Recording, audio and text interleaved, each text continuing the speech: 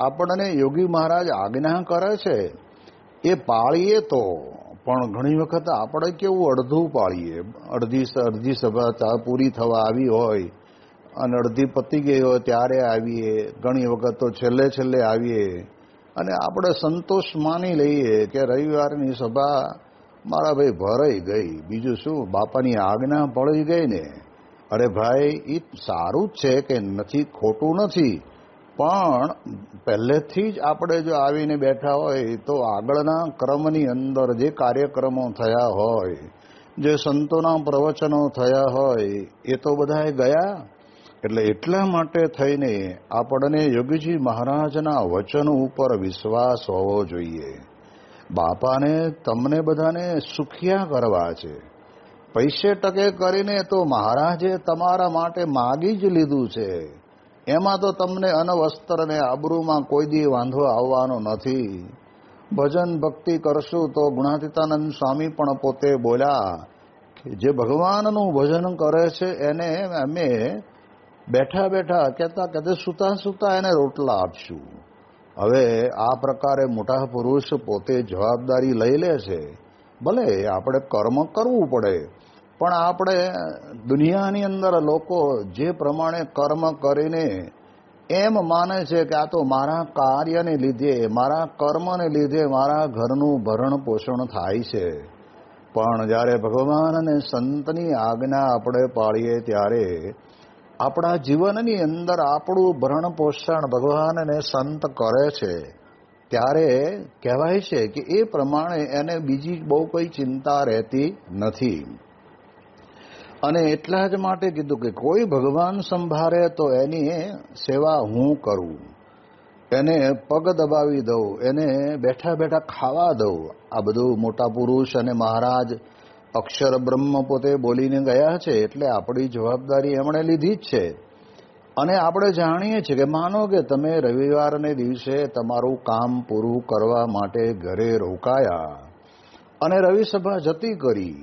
આપણે મનમાં એમ માનીએ કે કાંઈ નહીં, આપણે આટલી બધી ભરી છે તો કદાચ એકાદ નહીં ભરાય તો શું ફેર પડવાનો છે, એમ માનીને કદાચ ન ગયા ને જે કામ કરવા માટે રોકાણા. પણ તમે જોજો ઘણી વખત કામ થશે ખરું, પણ એ કામની અંદર જે ફળ મળવું જોઈએ એ ફળ તમને નહીં મળે. અર્જુનને કૃષ્ણ ભગવાન કહે છે કે અર્જુન, કર્મ કરવું એ તારો ધર્મ છે. અને એટલે જ પોતે કહે છે કે કર્મણ્ય એવા અધિકાર હસ્તે માં ફલેશુ કદાચન. કર્મ કરવું એ તારો અધિકાર છે, પણ એના ફળની ઈચ્છા તારે નહીં રાખવાની. ફળ તો ભગવાન કહે છે કે અમારે દેવું હશે એમ દેશું. તો સ્વામી આપણને કહે છે, સમજાવે છે કે ઘણી વખત ઘણા બધા પ્રસંગોની અંદર પણ આપણે સાંભળેલું છે કે સત્સંગમાં ઘરે તાળું મારીને ગયા હોય અને કોઈક વ્યક્તિને 2-3 પેઢીનું જૂનું વેર એ તમારી સાથે જોડાયેલું હોય અને એ વેર વાળવા માટે એ કંઈક એવી પ્રકારના સાધનો લઈને ઘરે આવે. એટલે કે આજ તો બધા ઘેરે જ હશે ને, ત્યારે તાળું મારેલું જોવે ને એટલે મનમાં એમ થાય કે હમણાં આવે. પણ ભગવાન અને સંતની આજ્ઞાથી રવિસભામાં આવીને આપણે બેઠા છીએ તો આપણી રક્ષા ભગવાન કરવાના જ છે. અને છેવટે થાકીને જતા રહે અને પછી જ્યારે આપણે ઘરે આવીએ ત્યારે બાજુવાળા છે ને એ આપણને કહે કે તમે સારું થયું તાળું મારીને ગયા હતા, ઘરે કોઈ નહોતા, નહીંતર આજ તો તમારા વેરીલા એ તમારો કચ્ચર ઘાણ કાઢી નાખે. એવી રીતે સાથ સજીને આવેલા હતા. ત્યારે આપણે જાણીએ કે એ વખતે આપણે જઈએ છીએ ત્યારે ભગવાન આપણું સારું કરે જ છે. એટલે એવા હજારો પ્રસંગો છે કે જેની અંદર સોળીનું દુઃખ આપણને કાંટે મટાડે. આપણને લાગે કે રવિસભામાં જઈએ એટલે આજે આપણો 1.5 કલાક બગડ્યો. અરે ભાઈ, બગડ્યો નથી. આ 1.5 કલાક તો કહેવાય છે કે અઠવાડિયાના જેટલા કલાક થાય એમાંથી એ બધાય કલાકને સુધારવાનો આ 1.5 કલાકનો સમય મળ્યો છે. એટલે અંતરની અંદર બહુ દ્રઢતાપૂર્વક વિચારી લેવું. જેમ સમાજની અંદર કોઈ નાના મોટા બરમાણે એ ક્લબો ચાલતી હોય કે પછી એ પ્રમાણે કંઈક સોસાયટીઓ ચાલતી હોય તો એમાં આપણે કેવા ટાઈમસર જઈને બેસી જઈએ છીએ કે જે કંઈ નિર્ણય લેવાના હોય એની અંદર આપણે બોલવું પડે તો બોલીએ પણ ખરા, અને વહેલું મોડું થાય તો એને પણ આપણે સહન કરીએ. તો સ્વામી કે એમાં કંઈ આપણને હાથમાં તો આવવાનું જ નથી, આપણો સમય જ વેડફાય છે. જ્યારે આધ્યાત્મિક માર્ગની અંદર આવીએ ત્યારે સંતો વાત કરે છે ને કે આપણે ત્યાં પ્રગટ ભગવાન છે. આવા ગુણાતીત સંતની અંદર અખંડ ધારણ કરીને સંત રહ્યા છે. એટલે આપણે એમની આજ્ઞાથી રવિસભામાં જઈએ તો આપણું આ સમય સુધરે છે, આપણો ટાઈમ બગડતો નથી, પણ એની અંદર ઘણું બધું આપણને એ જ્ઞાન પ્રાપ્ત થાય છે, વિચાર આપણને મળે છે.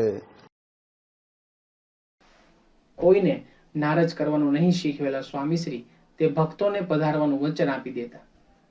બરાબર ગોઠવાયેલો કાર્યક્રમ ફોક ન થઈ જાય તે માટે સ્વામીશ્રી તેની વિગત કોઈને જણાવતા નહીં.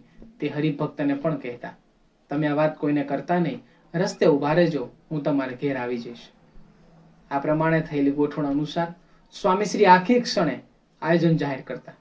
તેથી વ્યવસ્થાપકોને કાર્યક્રમ રદ કરવાનો કોઈ અવકાશ રહેતો નહીં અને હરિભક્તનું ટાણું સચવાઈ જતું.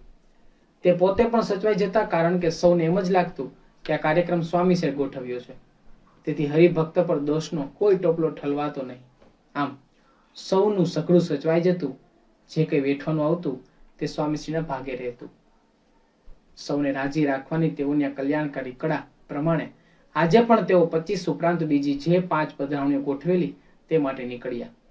ગામ શહેરના ભૌગોલિક જ્ઞાન અને ભક્તો સાથે આત્મીયતાનો નાતો તેઓને એવો કે કોણ ક્યાં રસ્તે વસે છે તે પણ જાણે.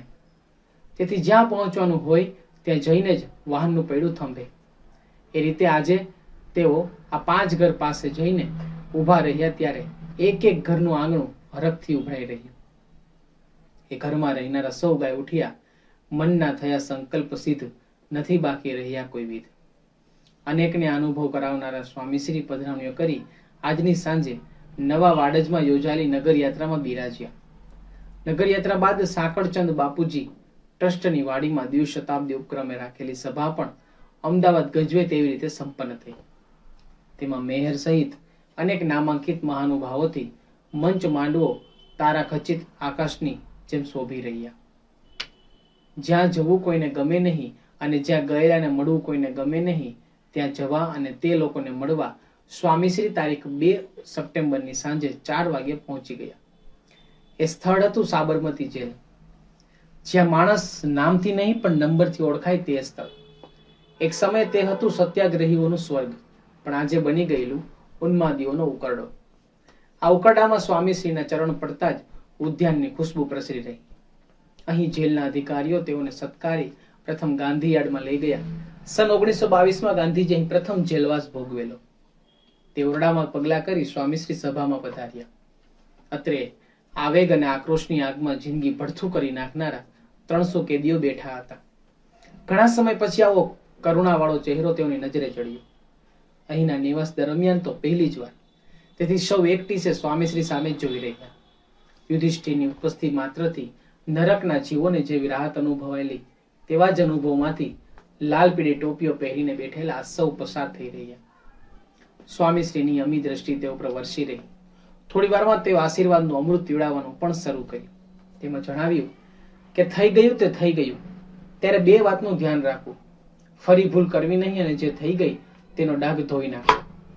ધારો કે તમને અહીં ન્યાય ન મળે તો પણ નિરાશ ન થવું. ઉપર મોટી કોર્ટ છે, તેમાં ભગવાન ન્યાય કરશે. એનાથી છૂપું કંઈ નથી. એમની કોર્ટમાં વકીલ કે સાક્ષી કશું ન જોઈએ. ત્યાં સૌનો સાચો ન્યાય થવાનો છે, એવા ભરોસો રાખવો. તમે તમારી બધી ચિંતા એને સોંપી દેશો તો એ તમારું સારું જ કાર્ય કરશે.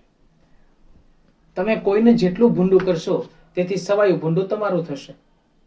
વાલ્મીકી પાદરી હતા, પણ નારદ મુનિનો ઉપદેશ માન્યો તો મોટા ભક્ત બની ગયા. એમ જીવન પલટો કરી લેવો. ગંગા જળથી ગંદવાળ ધોવાય તેમ સ્વામીશ્રીની વાણીથી ક્રૂર કેદીઓ કૂણા થયા. કેટલાયના મનમાં બળતાને બચાવી લેવાનું શાણપણ ફૂટી નીકળ્યું તો એ સ્વામીશ્રીને સૂતરની આંટી પહેરાવી આભાર વ્યક્ત કર્યો. સૌનો આ પ્રેમભાવ સ્વીકારી સ્વામીશ્રી વિદાય લીધી ત્યારે કેદખાનાની આબોહવા બદલાઈ ગયેલી.